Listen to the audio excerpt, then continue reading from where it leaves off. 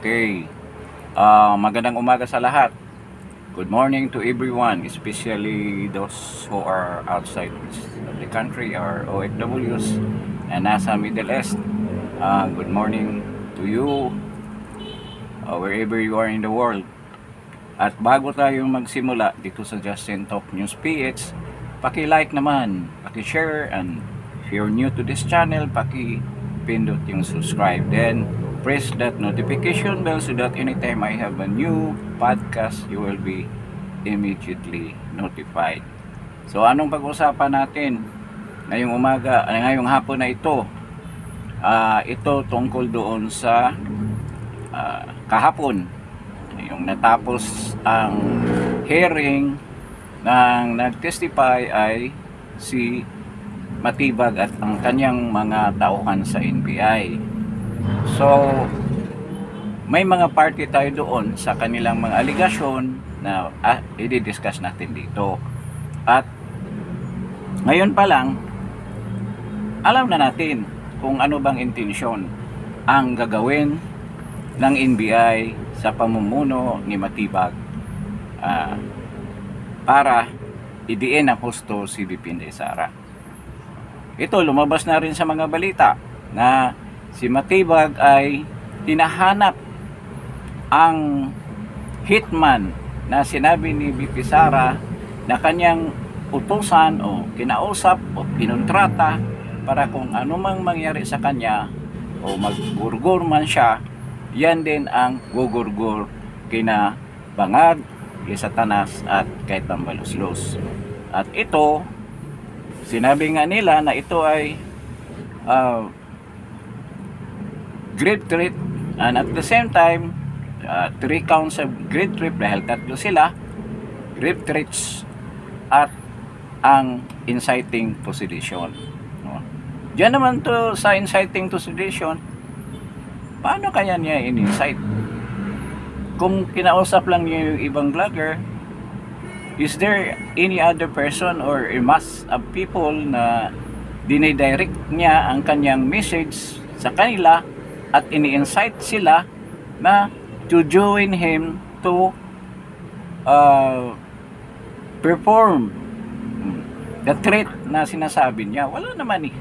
In fact, yung kwarto kung nasaan siya nagsalita, ilan lang ang nandoon. So, napaka-questionable ng inciting to sedition because it is not a public pronouncement na maraming nanonood tulad sa nangyari ni General Pukis and other persons that were charged with inciting to sedition. Hindi pareho ang sitwasyon. So, balik tayo doon sa plano. Ito ang bagong script ni Matibag. At di umano, tuklasin din natin kung ano ba talagang naghihikayat ng husto ni Matibag na gagawin ito mga bagay na to. Ano kayang bagay that or any event or any incident that leads him to go into this distance to destroy the name of the Dutertes and VP Inday Sara. So mamaya sabihin natin yung di umano na reason. Ngayon, ito nga ang hinahanap nila ngayon. Kaya daw nag-red alert sila ngayon. Where in fact, 2024 pa, November, nung hinuli nila si Zuleika Lopez, kaya nagsalita dyan ng ganyan si VP Inday Sara. Totoo namang minura, dapat naman murahin yung mga yan dahil sila nagutos na si Zuleika ikulong sa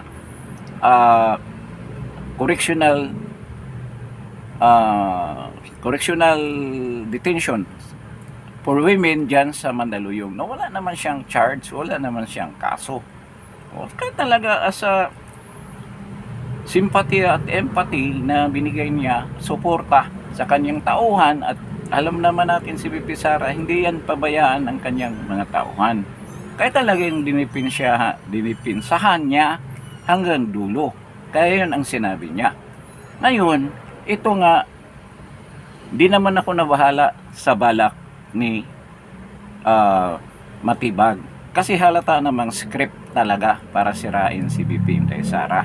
Kahit na yung mga agent niya, yung kalinglong-linglong, malalaman mo talaga na kasama sa script yung mga yun.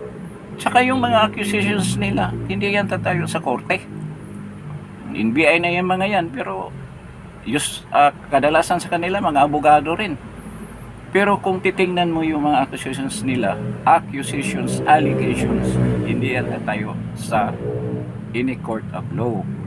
At ito, binabalak na nila na hanapin yung hitman na kinontrata ni BP Inday Sara, na nandyan daw sa loob ng security personnel niya na nag-guard sa kanya sa security Vice President Security Group.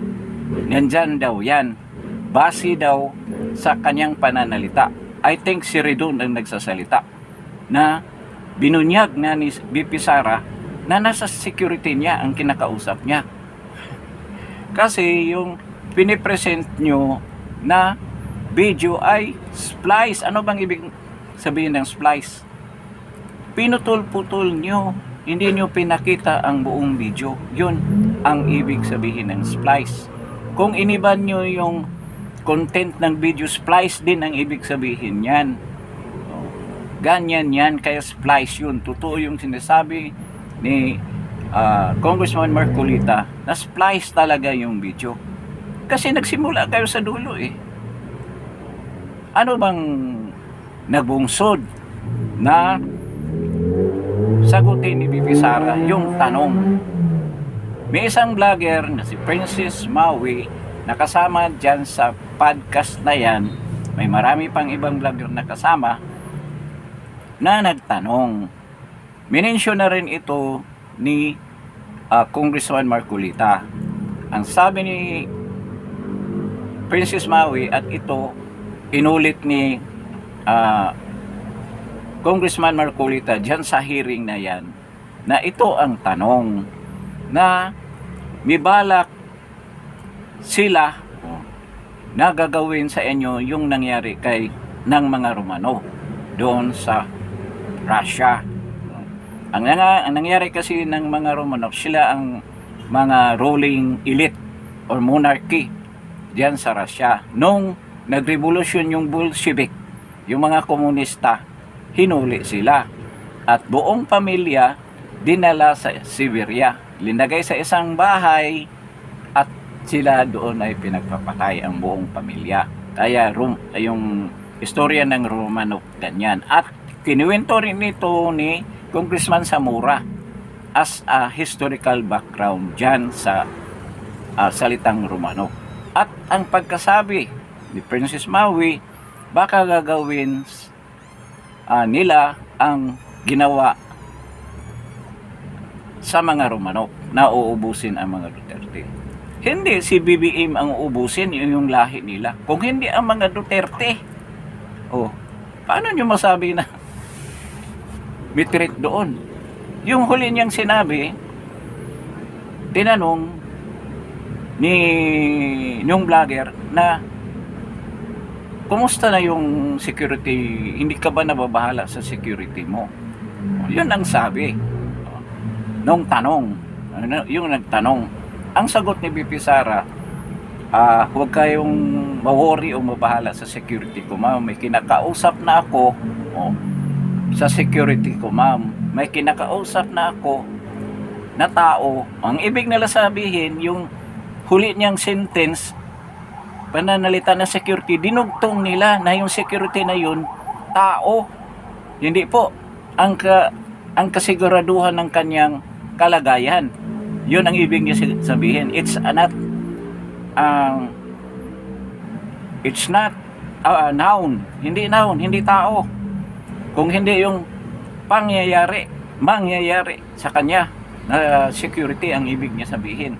May kinakausap na ako na tao na kung anong mangyari sa akin, kung ako may gugurgurin din nila yung tatlo. Yun ang sinabi niya. Yun ang in-splice nila.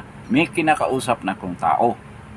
Ngayon, base dito, Sa dalawang word, security at kinakausap ng tao, yun ang basihan ni Matibag. Na nandyan lang daw sa paligid ni BP Sara yung hitman. Kung abogado naman ito si Matibag, di ba? Tayo, hindi naman tayo abogado. Naisipan niya yun. Yung kondisyonis ni BP ni Sara, conditional treat yun. Di yung security niya na kinakausap niya, conditional din yung kontrata nila. O anong na-perform na krimen doon? Di ba? Kasi kung totoo mang excuse, may kinakausap siya, may condition sila.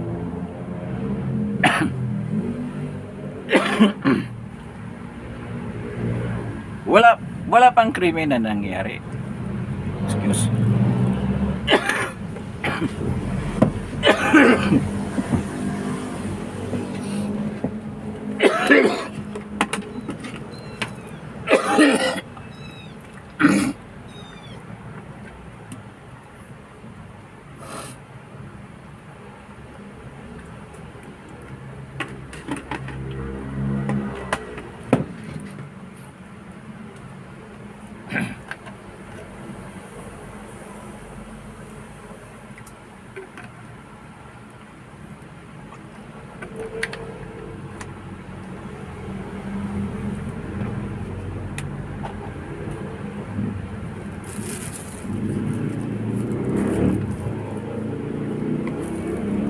So ganon, wala pang krimen na nangyari. Conditional din. Aakto ka lang kung merong mangyari sa akin. Anong basihan mo doon sa nagagawang sa gagawing krimen? Na wala pa naman nagawang krimen. Purely imagination pa lang nila. At ngayon, kahit nasabihin ni Matibag na ipipresenta niya yung tao na yan, kung meron na naman silang katulad ni Madriaga na makikita na maglulubid naman niya ng mga kasinungalingan dyan sa impeachment hearing na yan. Gagawa na naman yan ng mga kwento tungkol dyan sa pag-uusap ni BP Inday Sara. At malamang makahanap yan dahil pipilitin nila yan na makahanap ng tao na siya ang sabihin na security ni BP Inday Sara na bumabaliktad at tinuro na siya ang umaangkin na kausap ni BP Sara na hitman. Yan ang Madriaga Part 2. Pero kung titingnan mo yung krimen na pinaratang nila kay BP Sara, hindi naman naganap pa eh. Kung mayroong mag-corroborate na tao na siyang inutusan, may ginagawa bang plano na ganyan na hindi pa naman naganap yung plano na yan? O kaya mahirap yung kaso na yan at madaling mabuwag yan dahil piling-pili ang mga security personnel ni BP Inday Sara. At yung mga personnel na yan, na pilit na tinanggal sa kanya nung after mag-resign siya, inalis sa kanya yung mga katiwala niya na galing pa yan sa tatay niya kay PRRD na binigay sa kanya. Nakatuka sa kanya yung mga tao na yan na pilit na tanggalin. Kaya nga yun ang isa sa mga trait sa buhay ni BP Inday Sara na may balak talaga siyang gurgurin. Dahil yung mga katiwala niyang mga security personnel ay unti-unting tinanggal. I think si Turi ang nagtanggal ng kapanahonan ni Turi yun. Na gusto nilang ibalik dahil kumuha ng private si BP Inday Sara, na insulto sila at maraming nagbubulunter. Ngayon sinabi nila marami ng security detail si BP Inday Sara. Sa batas ang Philippine Army meron talagang nakatuka niya na ilang mga batalyon niyang sinabi nila na nakatuka dyan. Kasi kung pupunta si Inday Sara, kung official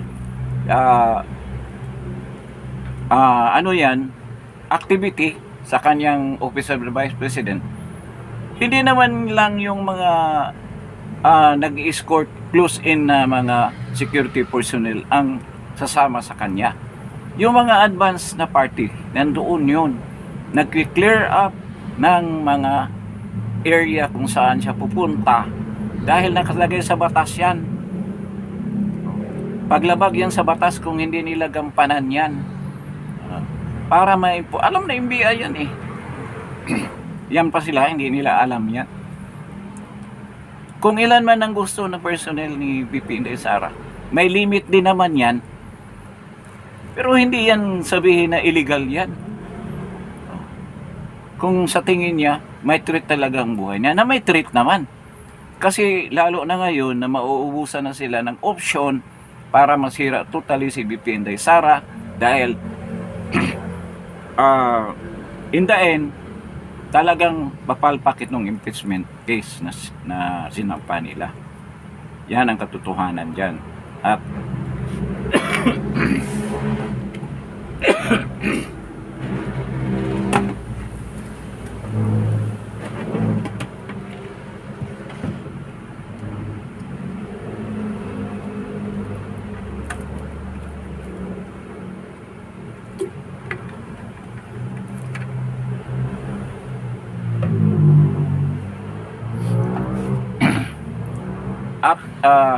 kung maubusan na sila ng option, isa talaga sa mga huli nilang gagawin sa tingin ko to eliminate physically, gurgurin si VP Inday Sara.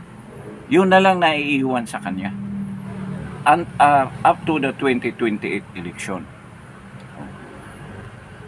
Kung sabihin nyo imposible, pag nandyan yung mga komunista sa side nila at nandyan yung bangag, hindi imposible yan. Kasi gahaman yan sa posisyon. At pag-usapan natin, bakit takot na takot talaga sila na maging presidente si VP Inday Sara. Si Dilima, sina Sil Jokno, sila Tenyo, si Ridon, yung mga komunista, yung sina Ko, yung kulot ang buhok, at iba pa, kasama si Risa Hontiveros, isa inamumuno sa kanila. Si Trillanes, sa rin yan. At si Matibag. Yun, bakit takot sila? So, bago tayo magpunta sa topic na yan, ito muna ang pag-usapan natin. So, yun ang target. Ito ang bagong script. Isipin mo, ngayon pa lang sila mag-red alert. Ang tagal na ng issue na yan. Pati nga yung designated survivor na isang media flick lang, isang palabas sa sine or isang series sa TV US, ginawa pa nilang issue. So nakakita natin kung gaano ka obsessed itong administrasyon na to. At nakikita natin kung gaano ka-weaponize ang mga ahensya. At nakakahiya. Yung mga head nito, alam naman nila na mali ang ginagawa nila. At hindi ako maniwala kung walang kapalit yan. Meron yan. May kapalit yan. Di umano. Maraming nagsasabi niyan na anong kapalit. Alam na natin kung ano. Di ba? Ngayon, itong gagawin ni Matibag, kailangan i-bulgar na natin ngayon. Kasi alam naman natin tulad ng ginawa nila ni Dilima kay Madriaga. Nung pagpunta pa lang niya na dinideny niya, pinaratangan pa niya na si VP Sara nagpupunta doon na hindi mangyari. Napupuntahan siya ni VP Sara. At ito naman si pangalan nito, Janet Digamo, galit na galit kay Topacio at kay Davis. At bakit daw nagpunta doon si VP Inday Sara? Hindi natin alam. Parehong politika yan Ikaw politiko ka rin. Hindi natin alam. Sabi mo nga, ano kayo ni VP Sara? Kalyado nung nakaraang eleksyon. Marami namang kaalyado ni BP Inday Sara na nasa side na ni Bangag. Alam naman natin. At maraming question dyan sa kaso ni Digamo. Maraming haka-haka na hindi pa natuklasan hanggang ngayon kung ano ba talagang totoong nangyari dyan. Di ko naman kinakampihan si Tibes, pero dapat malaman ang katotohanan kung ano ba talagang nangyari dyan sa pagkasawi ng asawa ni Mrs. Digamo o Congressman Digamo. Kaya huwag niyang ibintang kay BP Sara kung anong may karapatan naman si BP Sara dahil kaalyado din naman niya si Tibes. So ganyan ang kaso niyan. Ngayon, ito nga, kitang-kita din naman ang pagdala ni Luistro diyan sa nakaraang hearing. Talagang nagkabaliktad-baliktad yung script. Maraming tanungin sana nang una hindi na tanong sa huli na kaya nagka balintuwad yung script nila, halatang scripted talaga. Ngayon, lalo nang nasira ang script nila dahil ang purpose nila is to determine the probable cause. Pero doon sa mga final statement ng dalawang endorser, si Abante at saka si De Lima, ano bang sabi? Sinisiraan si BP Inday Sara na dahil sa mga ginagawa daw niya, sa mental condition daw niya, ay si BP si Abante nga may problema sa pag-iisip. Pastor siya, yan ang ginagawa niya. At hindi daw karapat-dapat na maging presidente. Yun ba ang intensyon nyo na i-impeach si BP Inday Sara? Lumabas na dyan sa mga bibig nyo na yun lang pala ang intensyon nyo. Hindi pala dahil sa accountability and transparency na yun ang purpose ng inyong impeachment hearing na yan. Ganyan din si De Lima. Walang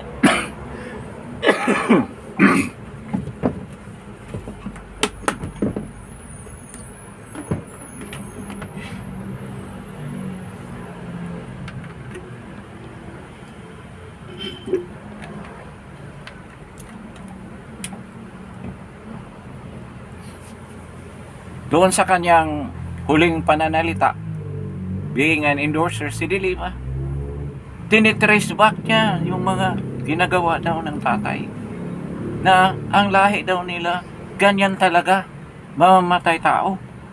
Ganon sa tingin mo. Sino ba yung mga ginugurgur ni presidente or pinagurgur or nagurgur dahil ng laban? Di ba yung mga sinuporta at pinoprotektahan mong mga drug lord, mga drug user, kasi nakulong ka dahil sa pagprotekta sa drug trade dyan sa Bilibid. Hindi natin yan ma-deny. Nakulong ka ng 7 taon dahil dyan. Nagkabaliktaran lang dahil sa malita din. Yung mga witnesses mo na confess drug dealer na si Espinosa at si Ragos. Pera rin ang pinagalaw niyan. Pero bantay ka. Kung si BP Inday Sara ang maging presidente kasi nadagdagan ang kaso mo, may kasama ka ng problema sa malita. Nakatanggap ka ng mga tawag nito, envelope at yung malaki pa sa envelope, anong tawag nyo? Paper bag. Na may witnesses. Kasama kayo ni Trillanes. Si Trillanes talagang malita. Si Anyo, kasama yung mga yan. Kaya nagdemanda kayo sa 18 soldiers natin. Dinimanda ninyo ng cyber libel dahil sa mga sinabi nila kasama si Attorney Libby Baligod. At yun ang kinatatakutan niya ni De Lima na mabalik siya sa Bilibid. Yan ang kinatatakutan niya. Puro paninira. At nagbigay pa siya ng salita na hindi talaga pwedeng maging presidente si BP Inday Sara dahil sa kanyang inaasta dyan sa kanyang pagiging vice president. Di ba ang ano ni Inday Sara is tapang at malasakit. Yung pinakita niya kay Zulaika, malasakit yun at may tapang siya na sasabihin ang tama, ang tamang katuwiran, ang tamang hustisya para sa kanyang tauhan. Hindi niya iniiwanan. Kaya ganun yan. Ganyan ang mga Duterte. Hindi iiwanan yung mga totoong taong bayan na lagi nyo yung sinasabi, lagi nyo yung sabi na nasa likod ninyo, na wala namang katotohanan. Lalo na may yung mga komunista. Ngayon sina Tirirido at si Tinyo, mga kalaban ni BBM yan, pero ano nangyayari ngayon? Nasa palda na kayo ni BBM dahil na may pakinabang kayo, may natatanggap kayo mga balita dyan, mga pundo. Nakita mo nung matapos ang hearing na yon, nagpalakpakan pa yung mga crocodile. Tuwang-tuwa sila, akala nila successful na sila. Hindi nyo alam na may Damocles sword sa liig ninyo naghahantay para maputol yan yung sinasabi ni BP Inday Sara at matapos na yung impeachment na yan.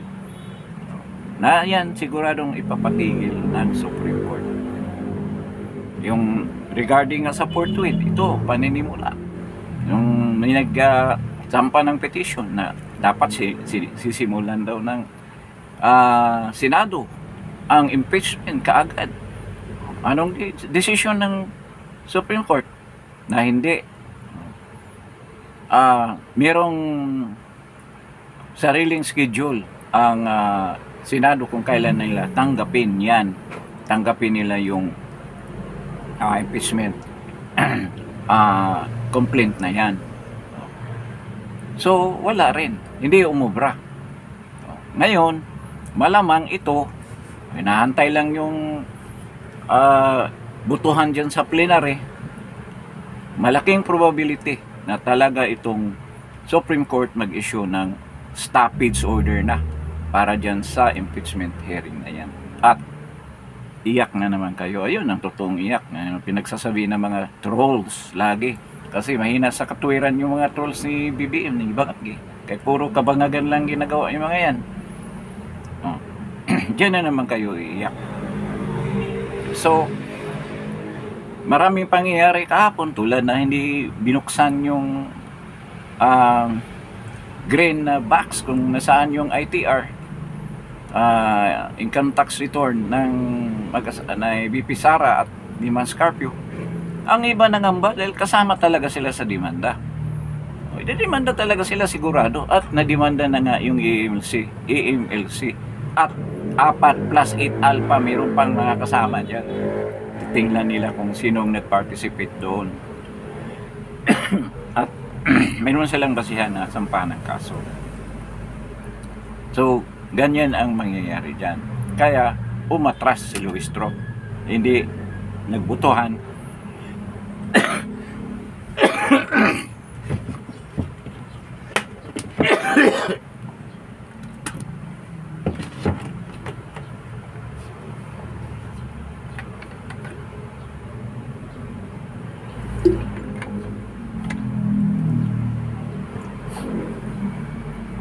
At 36-6 ang naging boto. Kasi marami natakot eh.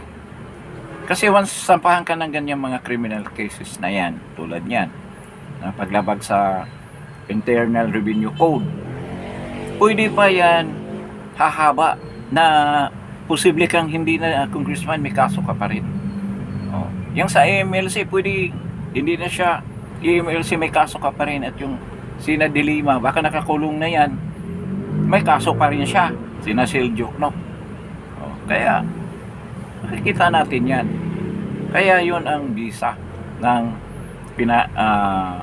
sinampa ni Attorney Manscarpio sa AMLC at dyan sa nag-sponsor ng pagbukas ng mga dokumento na yan galing ng AMLC.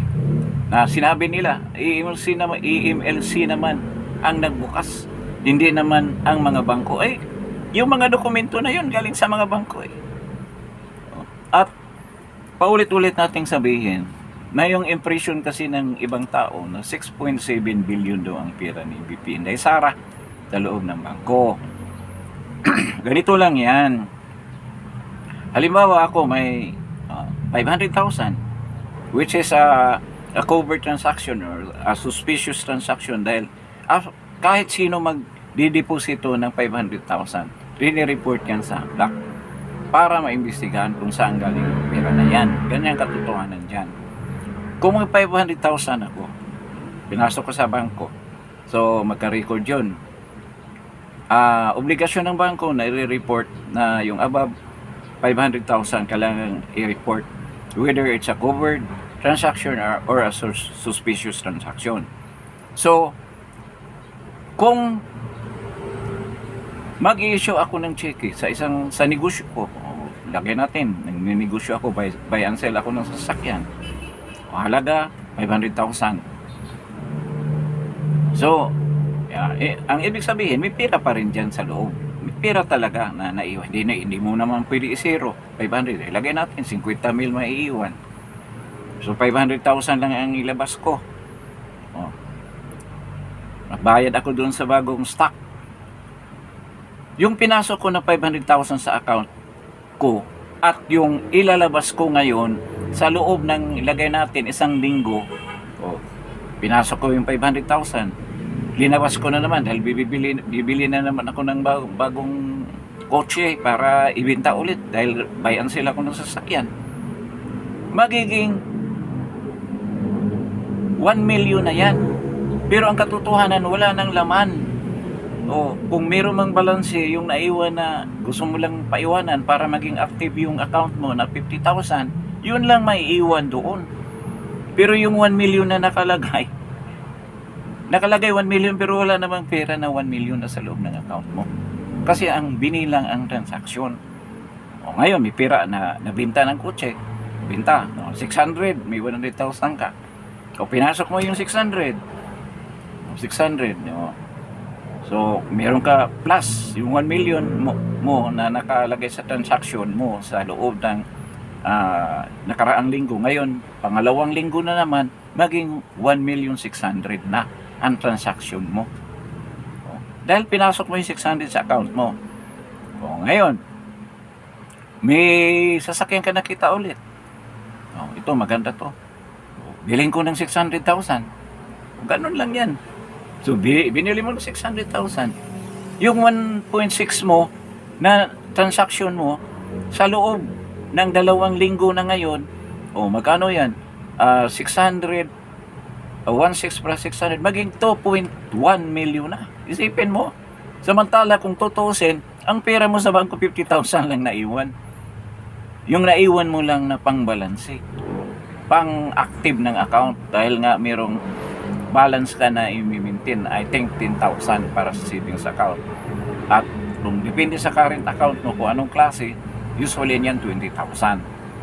Kailangan i-maintain mo yan sa bangko mo para hindi ma-close account. Di ba? At hindi ka magka-penalty. Kasi may penalty yan kung below ano ka na, ang tawag niyang regular balance mo sa bangko, kung below niyan, may penalty yan. Monthly.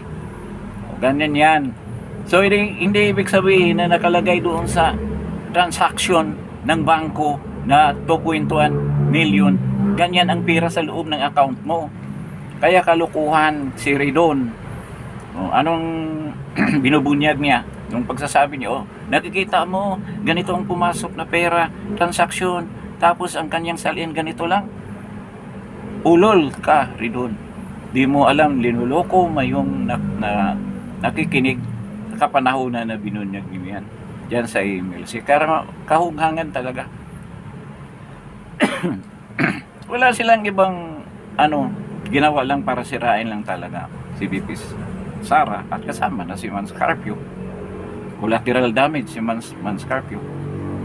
Ngayon, ang isang kahunghangan, isipin mo 2006 o 2005 na account sinama at sinama pa doon si Mans Carpio na nag-asawa si VP Inday Sara Mans Carpio 2007. Nakita nyo Ang daming kahungangan. Yung sinabi na nag-deposit daw ng bangko noong 2011, may sa BDO Lanang. Nalalaman pala ngayon na ang BDO Lanang, ang SMS mo, kung nasaan yung BDO na yan, 2012 nagbukas. Doon pa lang kasinungalingan na. Si ano naman to, si Trillanes ang nagsasabi. Na ganyan, nagdeposito daw si ano, ganyan, si Pulong yata o si Kitty. Si Kitty, nakikita mo, mabubwisit ka kung makikinig ka dahil puro kasinungalingan ang ginawa nila para lang masira si BP Inday Sara. Ngayon nga, halos maubusan na sila ng option. Itong ginagawa ni Matibag, hanapin na yung si John Wick. Tanungin mo si John Wick. Si Keanu Reeves, tama ba? Keanu Reeves. Yung assassin talaga yun. Ang daming pinatay yun. Yung mga armas niya, binaon niya sa kanyang sala. Minamakasopan niya bago niya makuha. Kita mo yan kung gaano kagaling yun. Baka yun ang maging witness nila, si John Wick. Na matindi pa yan kay Madriaga. Pero si Madriaga, lahat niya talagang siya. Lahat na ipapagawa kay ni President Duterte ginawa niya. Sa ganyan ang tiwala ni President Duterte sa kanya. Napakagaling. Galing magsinungaling. Dapat yan sunugin na yan. So, going to the last option na lang sila. Bakit ginawa nila to? Sa sobra nilang takot na maging Pangulo si BP Inday Sara. Sa huli nilang pananalita, yan ba raw ang karapat-dapat na maging Pangulo? Opo, yan ang gusto namin maging Pangulo.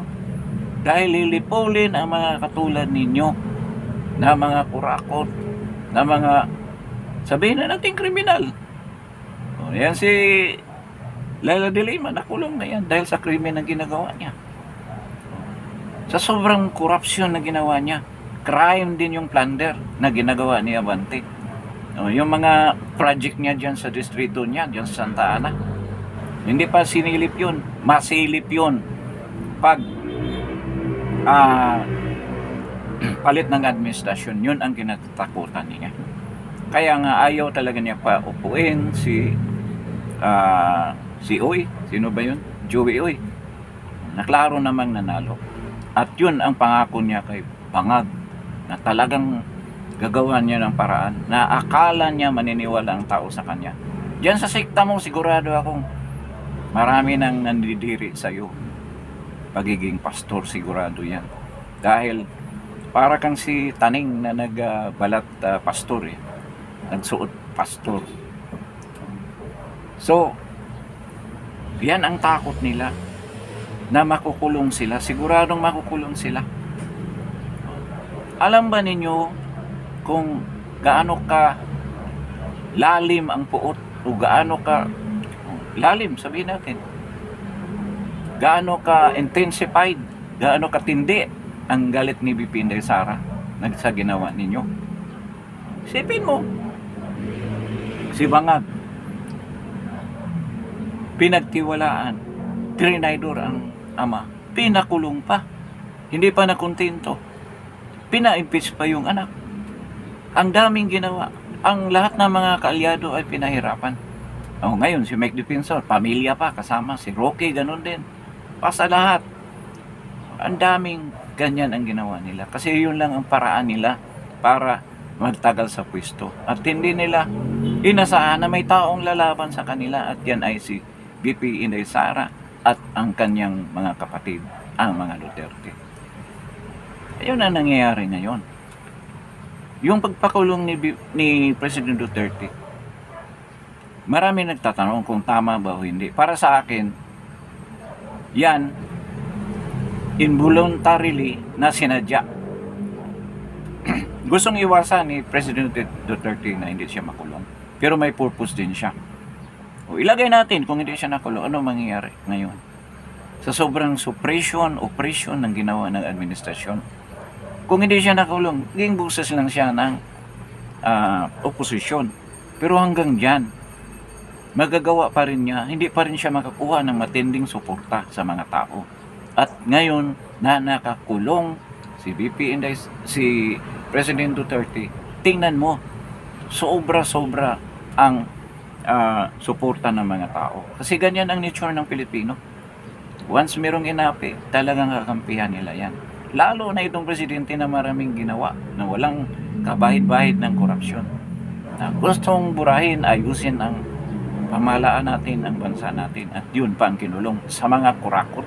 Isipin mo, yung mga makakasalanan ng nagpakulong,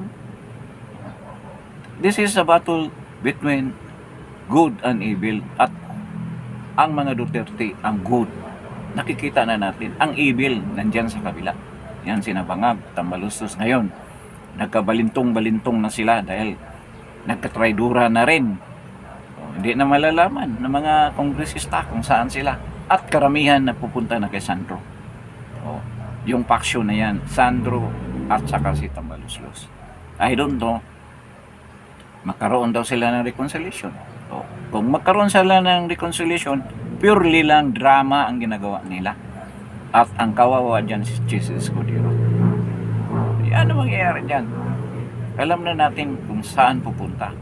At si Boying, mamayagpag yung mga Rimulya sa ganyan. I don't know kung magagalit ba sa kanya si Romualdez o nag-usap na sila.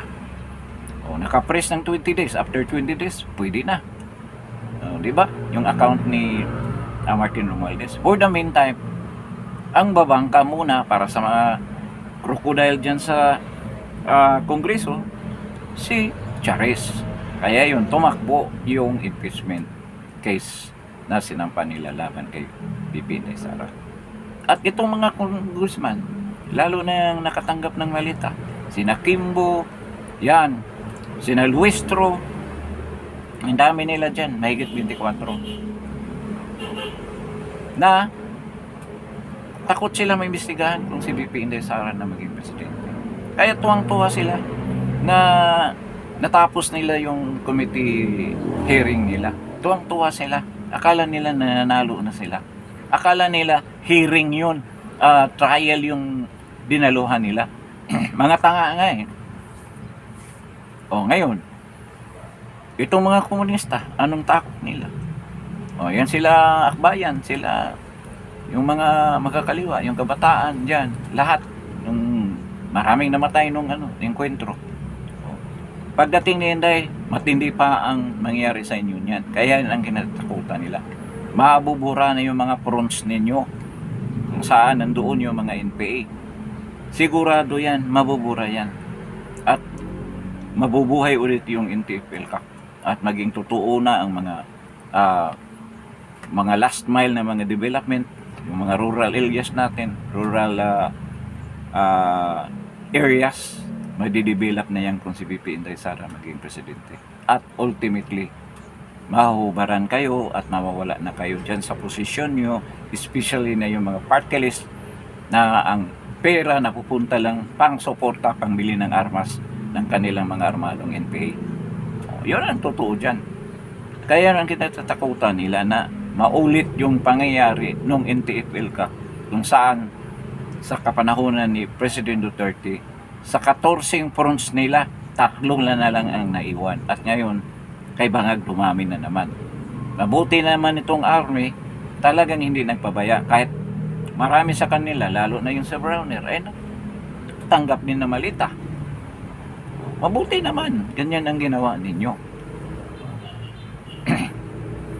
So, yan ang kinatatakutan nila. Dilima, sina Sil Jokno na akbayan, ang mga komunista, ang mga liberal, takot na takot sila na magiging pangulo si BP Inday Sara. At panghuli nating topic itong regarding sa survey yan sa Okta Research. Alam naman natin yung Okta kung anong klase yan. Isipin mo, nagpa-survey sila, dalawa lang si Lainey at saka si BP Inday Sara. At hindi pa makaalpa si Lini. The consolation is, malapit na raw. Anong malapit? Malapit dahil 46 si Inday, 35 si Lini. Hindi ba niyo nakita yung kondisyon na sinama doon sa survey na yan? Na dalawa lang sila. Mangyari ba yun sa Pilipinas? Na dalawa lang ang tatakbo. Wala pang eleksyon sa Pilipinas na dalawa ang tatakbo. Naalala ko, siguro, kapanahunan pa ni Quirino. Dalawa. Oh. Si Quirino, ang kalaban yata si Garcia. Pero may isang kandidato pa rin. Kaya tatlo, hindi apat. Hindi dalawa lang. Isipin mo, 1950s pa yun hindi pa ako pinanganak. Pero kwento lang ng tatay.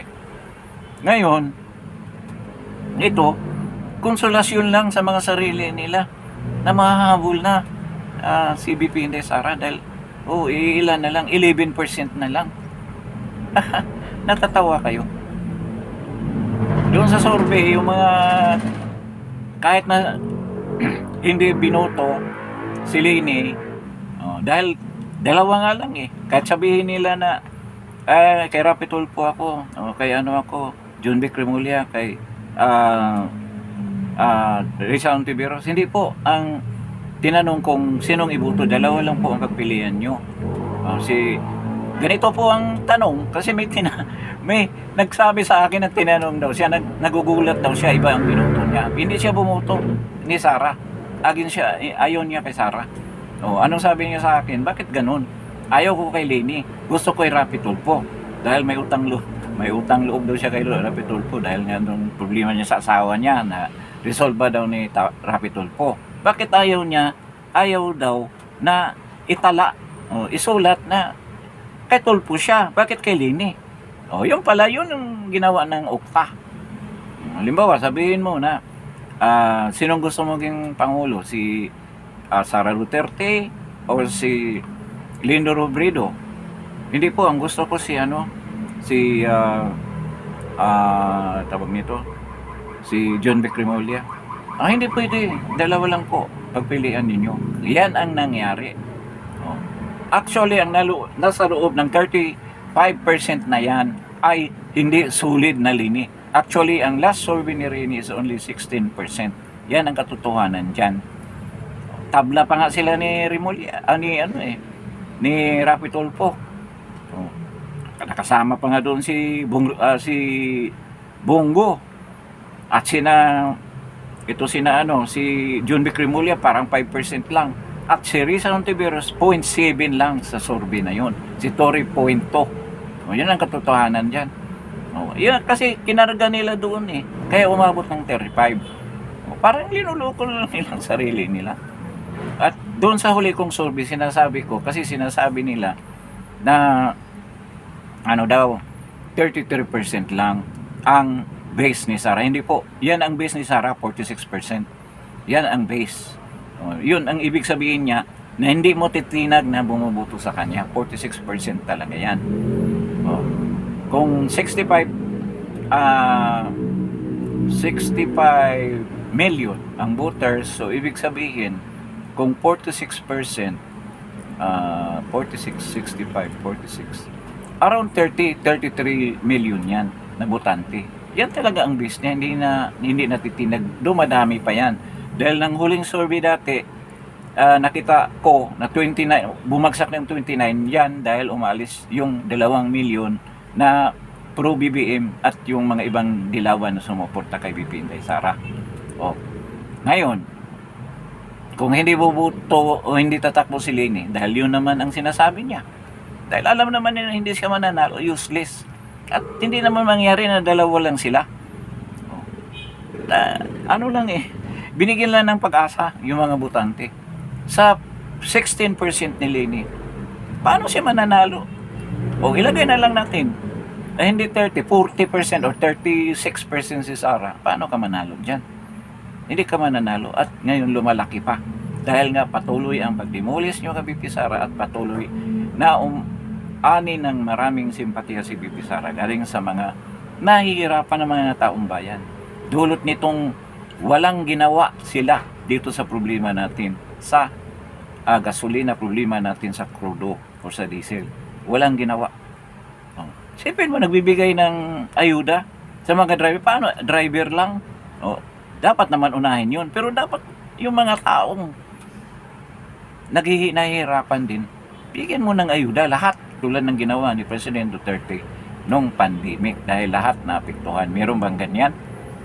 Ito na lang. Huwag na lang magbigay ng ayuda. I-subsidize na lang yung presyo ng gasolina at presyo ng diesel. Ngayon, 150.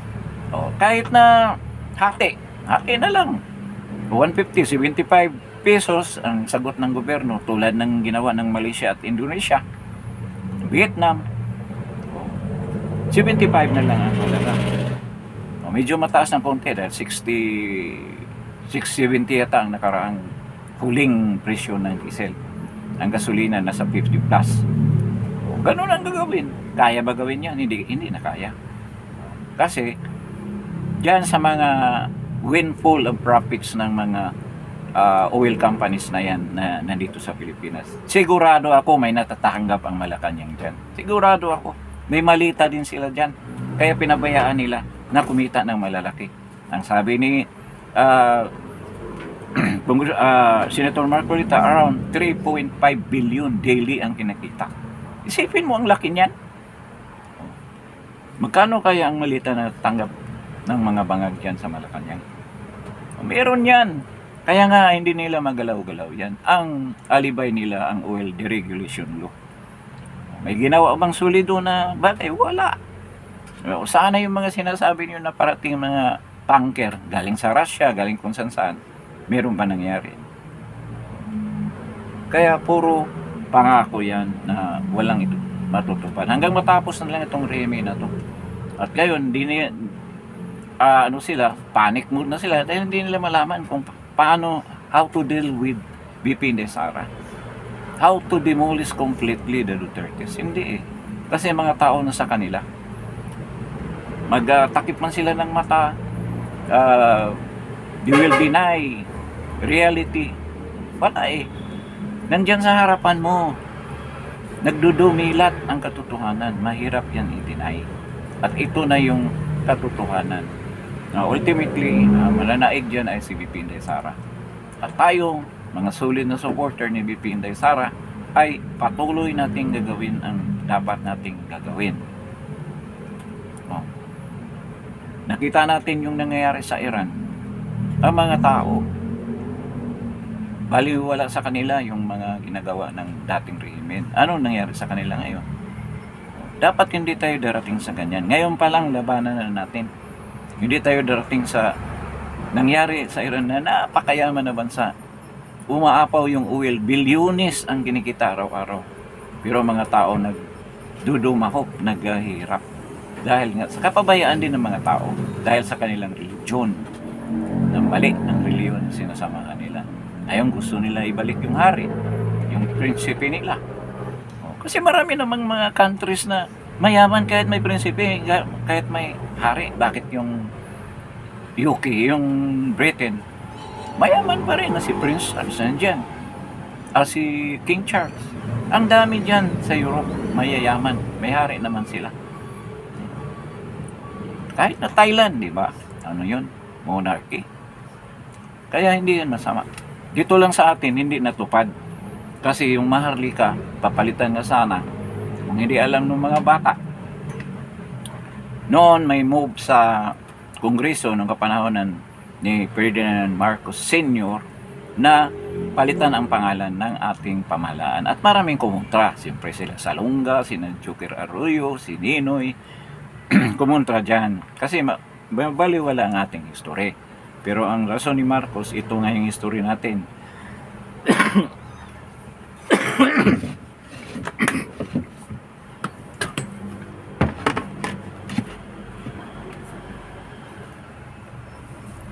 Ang history daw natin, galing naman tayo sa mga Malay race naman tayo. Galing tayo sa Indonesia, Malaysia. Yung lahi natin na nagpunta dito sa mga balangay. Mabot dito sa kayong mga raha natin, sina Sulaiman, mga ganyan. Yun daw ang talagang namumuno sa atin, sila. At meron daw silang lineage ang mga Marcos doon. Hindi ko alam kung sinong raha. Kaya dapat daw may ituturing na yung mga Marcoses ay monarchy. Oh, sipin mo yun. Alam ba ninyo yun? Palitan ng Maharlika ang pangalan ng Pilipinas at ang magiging hari na si Marcos, prinsipe na si Bongbong, prinsipe Bangag, prinsipe na si si Charis maging prinsipe, ganyan, sina Amy maging prinsesa na yung mga yan. Kaya naging issue yan nung kapanahonan ng bago mag-martial law. Bago mag-martial law or after the first quarter storm pala yan, parang na-issue yan doon noon. Nung nangyari yung first quarter storm sa UP, na mga missile noon, mga kwitis ginagamit sa Molotov cocktail. Yun ang ginagawa ng mga estudyante doon. Hindi ako sumama noon cutting classes naman tayo lagi. Hindi, bahala kayo dyan, kagulo. Iba naman ang pinag-aabalahan ko noong panahon na yun. Hindi ako nakisama dyan. Pero aware ako na nangyayari. Against din ako ni Marcos noon. Ngayon, marami doon sumama doon sa first quarter storm. First quarter storm naging mga pinuno na sa mga leftist movement sa Pilipinas ng komunista, mga NPA. So, yun ang nangyari kay Marcos. Gusto niya na mag-perpetuate sa power. Sila, monarchy, royal blood. Kaya yun ang gusto nila mangyari. At ito, nag-manifest dyan kay BBM. Gusto nila na forever sila sa posisyon nila. Kasi na lagay na sa isip nila, implant na sa mentality nila na royal blood sila. Ganyan yun. Kaya ayaw umalis sa pwesto. So, ito, huling topic na lang yung with regards to the designated survivor. Totoo naman talaga designated survivor si Sara, kaya bibiyahan si BBM saan ba yan? So, huling biyahe sa Japan. Kung anong mangyari sa aeroplano niya, sasabog bigla. Maaari naman, hindi naman mangyari. Kasi hindi natin yan. Kung hindi makarating ng Japan, sa gitna pa lang, diyan pa lang sa Okinawa, sasabog na, merong terorista. Ano mangyari? Sinong magsusurvive? Si Sara. Di ba? Siya naman talagang nasa batas, napapalit sa presidente kung ano mangyari sa Pangulo. Kaya huwag kayong maalarma, matipag sa designated survivor. Palabas lang yan sa sine. Maging sensible naman kayo. Logical and sensible. Sayang, abogado pa naman ito sa matipag. Pero yung mga grounds niya para impeach si BP Inday Sara, nakakatawa. Parang nawala na yung legal natin ng NBI. Sayang nga ang NBI. Dami ko pa namang kaibigan dyan. Ngayon, nagsisisa nga sila, bakit ganyan na nangyari? Nice na. Siyempre, yung iba malapit na mag-retire. Tapos yan ang image na makukuha mo, kausap ka at nag-NBI ka. Mahihiya ka yan. Samantala noon, proud na proud. Halos ang ID mo, susuot mo na, pupunta ka lang ng beer house. Punta ka ng Malate, beer house. Taga-NBI pala yan, okay yan. Ngayon, hindi na. Nahihiya na. Nung araw, maraming inuman dyan Hindi pa ganong grabe yung Malate na yan. Dami nag-inuman ng NBI niyan. Iniinom yung maliliit na buti pa ng San Miguel. Mga kaibigan ko na taga dyan. Halos magdamagan yan, inuman nung kapanahon na nung bata pa tayo. Pero ngayon, umiiwas na sila. Kasi ang sama ng impresyon ng mga tao sa kanila. Dahil nga sa kagagawan ng administrasyon. Sinisira yung pangalan ng isang haligi na ng hustisya ng ating bansa. Mga walang hiya. Sinisira. Kaya yung mga anak na apektuhan. Ang dami kong, ilan ba ang kamag-anak ko dyan? Dami. Tuwing magkita kami, yun lang. Over a bottle of beer. Puro hinanakit talaga. Bakit ganyan ang nangyari? Galit na galit. Bakit ganyan ang nangyari? Ang daming namumuno diyang matitinong tao. Ngayon lang, binigyan ng ganyan. Kaya, good luck na lang. mga, mga brother, ganyan talaga ang buhay. Hayaan na lang ninyo. Palit din man naman ng matinong administrasyon yan. O yung may iwan dyan, pero halos lahat malis na yun. Retire na. Iba nasa Amerika. Doon sila mahirap doon. Walang kilawin doon, mahirap. Walang pinulang isda. Mahirap magtula doon, malamig. Dito na lang tayo sa Pilipinas magantay ng natin. Last flight. Okay. So, yan lang po dito sa Justin Talk News page. I hope you have nagkaroon kayo ng mga information na hindi nyo nababasa sa mga mainstream media at naririnig sa ibang mga source, ibang media dito lang sa Justin Talk News page. So, maraming salamat sa pagdalo ninyo. If you are new to this channel, please like, share, and subscribe. Maraming salamat po at magandang hapon sa inyong lahat.